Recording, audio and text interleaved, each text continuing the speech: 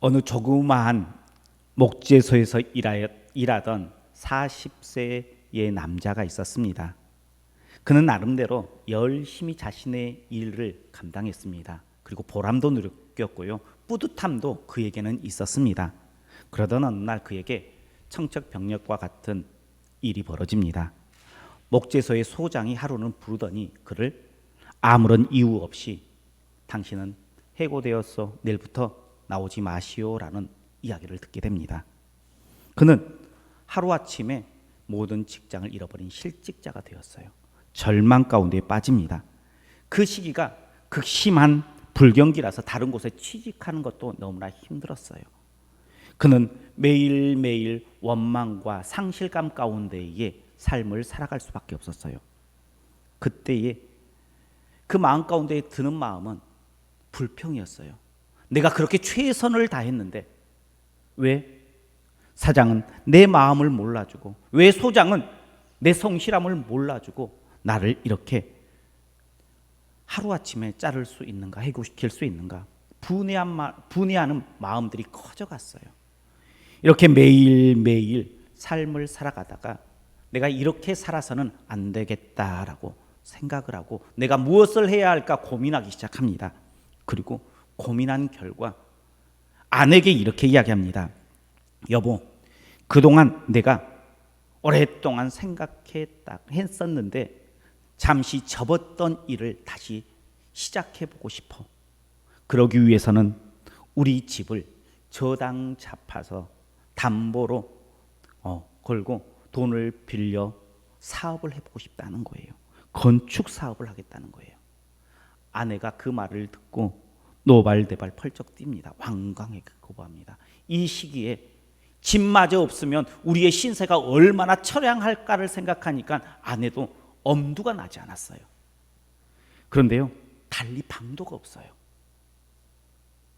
지금 이 상황을 어떻게 이겨나갈 방법이 없어요. 그래서요, 아내는 어쩔 수 없이 남편이 하는 대로 따라갈 수밖에 없었습니다. 그렇게 해서 건설을 시작합니다.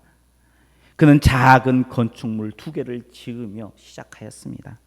건축 사업을 하는 내내 힘들고 어려움, 많은 고충들이 그의 삶 가운데 가득 채워졌습니다. 그로부터 5년이 지난 이후에 그는 수백만 달러의 부자가 됩니다. 이 사람이 바로 수많은 홀리데이인 호텔을 건축한 윌리스 존슨이라는 사람입니다. 그는 자신의 예전의 것들을 회상하며 이렇게 이야기합니다. 그 옛날 목재소에서 나를 해고한 사람을 만난다면 나는 그에게 대단히 감사하다는 말을 전하고 싶다라는 거예요. 그러면서 하는 말이, 그때 나는 왜 해고됐는지 지금도 모르겠다라고 이야기를 했어요. 그러면서 그 다음에 말을 하나 더 붙였어요. 그것은요, 그때의 아픔이 바로 하나님의 놀라운 계획하심을 이후에 내가 깨달았다라고 고백했습니다. 우리는요, 내일 우리에게 어떠한 상황이 벌어질지 모릅니다. 앞으로 한 달 후에, 1년 후에 우리가 어떤 모습으로 그 삶의 현장 가운데 있을지 모릅니다. 그러나 한 가지 확실한 것은 있어요. 그 확실한 것은 다른 것이 아니라 하나님께서 우리를 위해서 일하고 계신다라는 거예요. 그래서 우리가 하나님께서 말씀하시면 그 말씀에 순종한다면 우리의 삶은 오늘보다 내일이 더 행복한 삶이 될 수 있다는 사실이에요. 하나님을 바라보고 그 하나님 앞에 나와 소망을 품고 기대하는 우리 성도님들 되시길 주님의 이름으로 축복합니다. 우리 옆에 분들과 함께 인사하겠습니다. 나는 하나님 때문에 내일이 더 기대되는 인생입니다.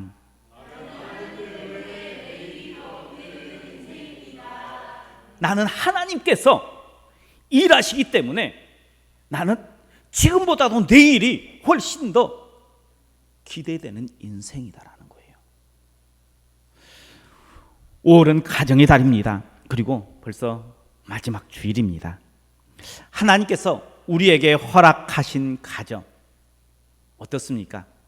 오늘보다 내일이 더 기대되는 가정입니까? 그래서 행복합니까? 힘든 일이 생기고 아픈 일이 벌어졌으니까 우리는 불행한 인생이야. 또 반대로 내 생활이 좀 더 넉넉하고 풍성하니까 나는 행복한 인생이야. 그런 말 말고 내 안에 진정한 행복이 꿈틀거리고 있느냐라는 거예요. 보여지는 현상 가지고 나는 행복하다, 나는 불행하다가 아니라 내 안에 꿈틀거리는 그 행복이 내 안에서 샘솟고 있느냐라고 묻습니다. 어떻게 행복하십니까? 룻의 가정은요, 행복한 가정이었어요. 그렇다고요, 불행한 일이 없었다는 것은 아니에요. 룻의 그 인생을 보면요, 남편이 죽어요. 시어머니를 따라 머나먼 타국에서 일을 합니다. 그렇다고 해서 시댁이 부자도 아니었어요. 자기가 하루 벌어서 겨우겨우 시어머니를 봉양해야 될 그런 가난한 인생이었어요. 분명 상황은요, 불행한 상황이에요. 우리 성도님들의 가정도요, 때로는 불행한 일들이 우리의 삶을 덮을 때가 있을 거예요. 엄습해 올 때가 있어요. 힘들어서 나 도저히 너무나 힘들다라고 말할 때가 있을 것입니다. 그래서 가정 안에서 웃음이 점점 사라져가는 가정들이 우리의 가정일 수 있다는 거예요. 룻의 가정의 상황, 그것과 별반 다르지 않았어요. 그냥 옆에만 돌아보면요, 웃을 일이 아니라 얼굴 찡그릴 일만, 아픈 일만 가득했다는 거예요. 그런데 룻의 가정은 그럼에도 불구하고 행복한 가정이었다는 거예요. 어떻게 상황은 불행한데 그 가정이 행복한 가정이 될 수 있었을까요? 그 비결은 무엇일까요? 오늘 룻의 가정이 행복해 할 수 있었던 비결을 나눌 때에 우리 성도님들의 가정도 그 비결을 배워 행복의 가정을 이루어 나아가는 우리 성도님들의 가정과 삶이 되시길 주님의 이름으로 축복합니다. 먼저 행복한 가정, 룻의 가정은 하나님의 돌보심의 은총을 가진 가정이었어요. 우리 13절 말씀 같이 보겠습니다. 13절입니다. 이에 보아스가 룻을 취하여 아내로 삼고 그와 여호와께서 그로 낳았더라. 아멘. 여호와께서 그로 잉태하게 하심으로 그가 아들을 낳았다라고 이야기하고 있어요. 여호와께서 잉태하게 하였다. 그것은요, 하나님께서 돌보셨다라고 말할 수 있어요.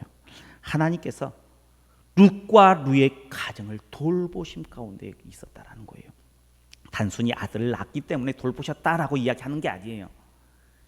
룻의 삶의 인생들을 쭉 살펴보면요, 하나님께서 룻을 선택했다라고 생각할 만큼 하나님께서 룻과 함께 했어요.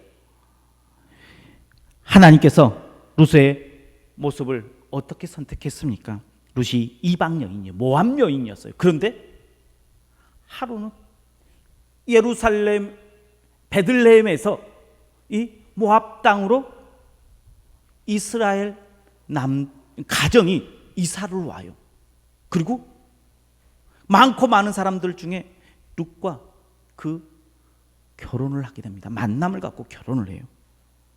그 결혼을 통해서 룻은요, 지금까지 알지 못했던, 경험해 보지 못했던 하나님의 은혜를 경험하게 돼요. 또 남편이 죽게 됩니다.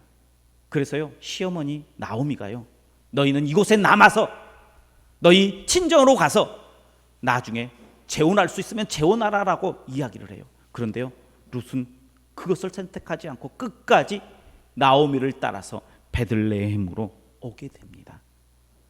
그리고 보아스를 만나서 결혼하였고 아들을 낳아요. 그의 자손으로 하여금 다윗이 나오게 하였고 그 후에 또 그리스도가 그 자손 가운데 나오게 됩니다. 이것을 보면요, 하나님께서 룻을 선택했다라고 말할 수 있는 거예요. 룻을 돌보고 계신다. 룻과 늘 그 걸음걸음을 함께 하신다라고 말할 수 있는 것입니다. 행복한 가정은요, 다른 것이 아니라 하나님의 그 돌보심의 은혜가, 은총이 있는 가정이 행복한 가정이 될 줄 믿으시길 바랍니다. 그래서요, 하나님의 공급함을 받는 거예요. 하나님께서 주시는 그 은혜를 매일매일 먹는 거예요. 그래서요, 행복한 가정은요, 상황이 행복해서 행복한 것이 아니라 하나님께서 공급해 주시는 은총을 입는 가정이 행복한 가정이 될 수 있습니다. 아무리 많이 가져도요, 성공해도요, 하나님의 돌보심의 은총이 없다면 그 안에 진짜 행복은 없다는 거예요. 부자라고 다 행복한 거 아닙니다. 권력을 가졌다고 해서요, 다 평안한 삶을 누리는 거 아니에요. 돌보심의 은총을 가진 가정이 바로 행복한 가정이에요. 시편 128편을 보면요, 가정에 대해서 이야기를 하고 있어요. 여호와께서 돌보시는 가정이 얼마나 행복한 가정인가를 이야기해 주고 있습니다. 그 손이 수고하는 대로 먹을 것이고 복된 형통이 이루어질 뿐만 아니라 아내와 자식, 온 가족이 행복과 평안과 안식을 누린다라는 말씀이 128편의 말씀입니다. 하나님의 돌보심의 가정은요, 지금 상황 때문에 흔들리는 가정이 아니라 하나님의 일하심을 믿고 오늘보다는 내일이 훨씬 더 나을 것이라는 기대를 가지고 하나님을 바라보는 거예요. 룻도요, 시련이 그 삶에 가득 채워진 때가 있었습니다. 그런데 그때 하나님의 공급하심을 계속해서 받고 시간이 지나고 하나님의 때가 되니까 모든 것들을 회복하시는 하나님이에요.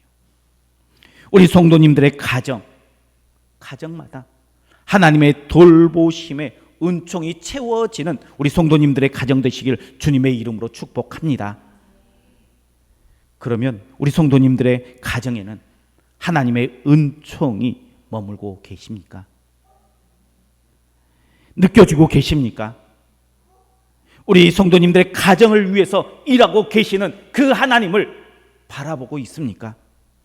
지금 이 시간에도 우리 성도님들과 우리 성도님들의 가정을 위해서 일하고 계시는 하나님을 바라볼 수 있는 우리 성도님들 되시길 주님의 이름으로 축복합니다.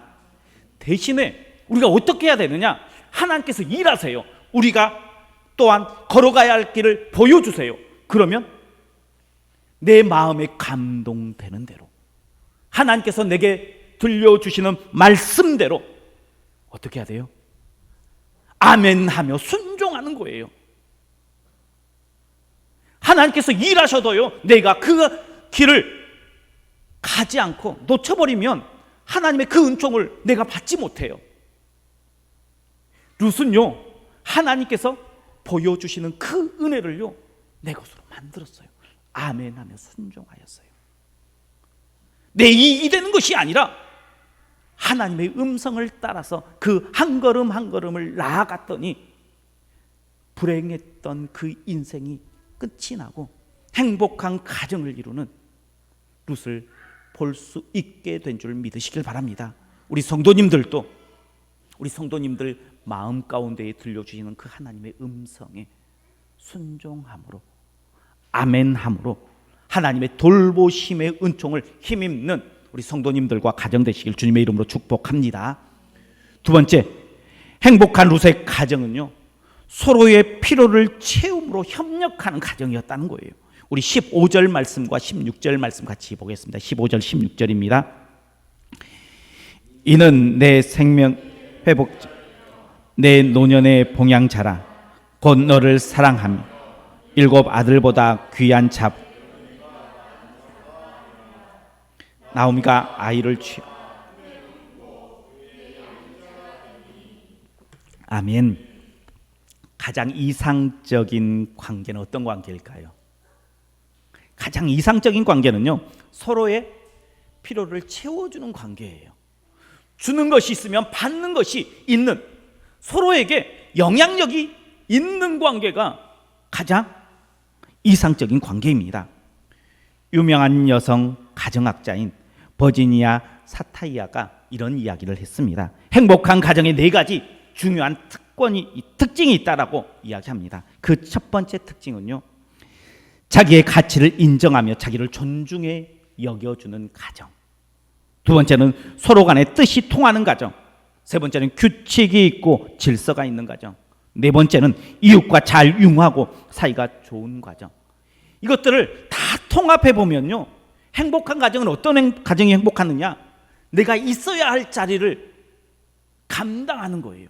그래서 줘야 할 것들을 주고요, 또 내가 필요한 것들을 거기에서 채움받는 것이 있는 가정이 행복한 가정이다라고 이야기하고, 서로에게 필요한 존재가 되어주는 거예요.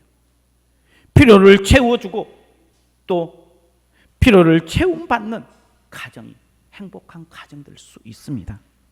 룻은요, 부유한 남편 보아스를 만났어요. 풍성한 삶이 이제 그의 삶 가운데 열려 있었습니다. 그때에 그는요, 자기 시어머니 나오미를 섬기는 것을 잊지 않았어요. 본문에 보면 지극정성으로 봉양했다라고 이야기를 하고 있어요. 봉양이라는 것은 잘 받들고 보살폈다는 거예요. 힘껏 그 시어머니를 봉양했다라는 거예요. 그리고요, 그 시어머니는 어떻습니까? 아이의 양육자가 되었다라고 이야기를 하고 있습니다. 스스로 며느리의 아들의 양육자가 되어서요, 믿음으로 사랑으로 그 아이를 신앙 안에서 키웠음을 이야기해 주고 있어요. 그래서요, 이 나오미와 룻은 서로의 필요를 채워주는, 부족한 부분들을 채워주는 관계가 되었다는 거예요. 이렇게 서로의 필요를 채워줄 때에 그 관계가 더 깊어질 수 있어요. 아버지는 아버지의 자리에서, 어머니는 어머니의 자리, 남편의 자리, 아내의 자리, 자녀의 자리, 내가 있는 그 자리에서요, 내 일들을 감당하는 거예요. 일방적인 자리 아닙니다. 가정에서 누군가에게 채움을 받고요, 누군가에게 채워줄 수 있는 그 관계가 되어야 된다는 거예요. 일방적인 헌신으로 만들어진 가정은요, 그 가정의 마지막은요, 좋지 못할 때가 너무나 많아요. 서로에게 필요한 존재가 되어야 된다는 거예요. 서로에게 필요한 것들을 채워줄 수 있는 그런 모습이 되어야 된다는 거예요. 나오미와 룻의 가정이 바로 그런 가정이었다는 거예요. 우리 성도님들은 우리 가정에서 무엇을 채움받습니까? 또 무엇을 채워주고 있습니까? 가정에서 가족을 기쁘시게 할 작은 일을 한번 시작해 보십시오. 그래서요, 가족의 필요를 채워줘 보십시오. 내 기준은 아닙니다. 이 사람에게는 이게 필요할 거야, 그러니까 이것을 내가 채워주면 되겠지. 아니에요. 내가 필요한 것들을 그곳에서 채움받고요, 상대방이 필요한 것들을 내가 채워줄 수 있어야 되는 거예요. 내 마음대로 채워주는 것이 아니라 상대방이 필요한 것들을 채워줄 수 있는 관계, 그 관계가 오래 갈 수 있는 행복한 가정의 길이라는 거예요.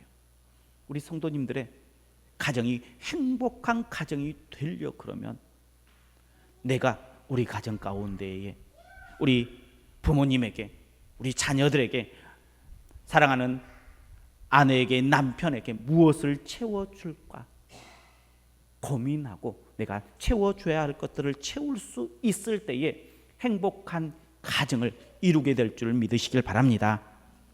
세 번째 행복한 룻의 가정은요, 신앙이 하나 되는 가정이었습니다.